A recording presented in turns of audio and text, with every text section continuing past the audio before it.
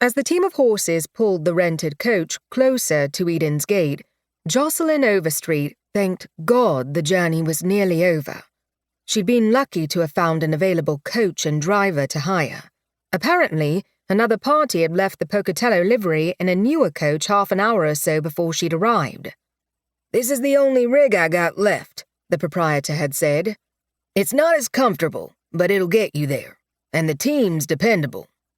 She closed her eyes, willing away the headache that had tortured her ever since she'd received the telegram from Mrs. Adler a week ago.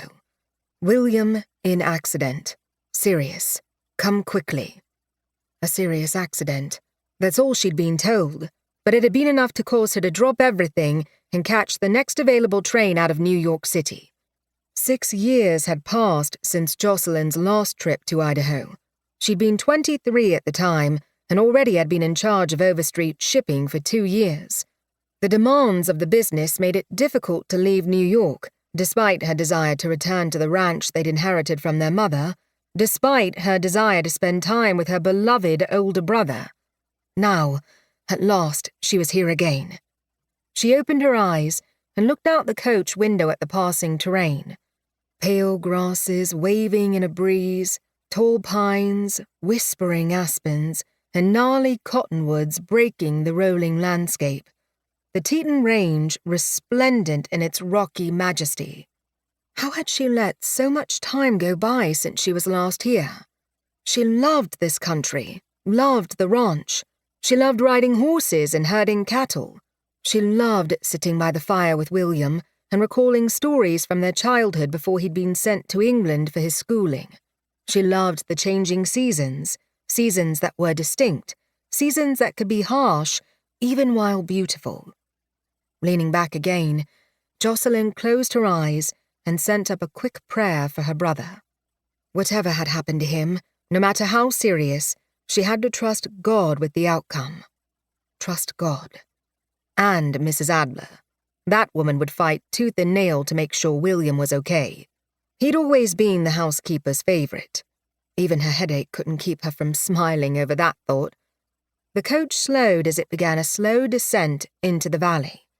She sat forward a second time, but she already knew what she would see beyond the coach window. While she had lived most of her life in the East and knew the streets of Manhattan and the docks along the Hudson as well as she knew her own name, it was here, in this Idaho valley, where her heart came alive. If she leaned out the window, she would be able to see the large stone house, the cattle on the range, the horses in the corrals. She resisted the urge. She didn't need to appear any more bedraggled than she already felt. When the coach arrived at last, she didn't wait for the driver to get down from his perch and open the door for her. She opened it herself, even as the vehicle rocked back and forth, and jumped to the ground. Lifting the skirt of her travel dress, she ran to open the front door of the stone house. "Billy? Mrs. Adler!" Receiving no reply, she hurried toward the stairs. As she rounded a corner, she ran into a broad chest. "By heaven!" The stranger caught her by the shoulders, steadying her. She stepped back, out of his reach. He was a tall man, and by his dress, she knew he wasn't one of her brother's cowboys. "May I be of some assistance to you?" he asked. She chose not to answer. Instead, she took another step back and demanded, "Who are you? What are you doing in my brother's house?" "I am Sebastian Whitcombe, madam. I live here." He cocked an imperious brow. "And who, might I ask, are you?" Jocelyn took one more step back. "Miss Joss, is that you?" Relief flooded through her at the sound of the housekeeper speaking her nickname, and she whirled about to face the woman. "Mrs. Adler, I came as soon as I received the telegram." She cast a glance over her shoulder at the stranger, then returned her eyes to the older woman. "Where is Billy?" "He's in the guest cottage, miss. He'll be glad to see you." The guest cottage?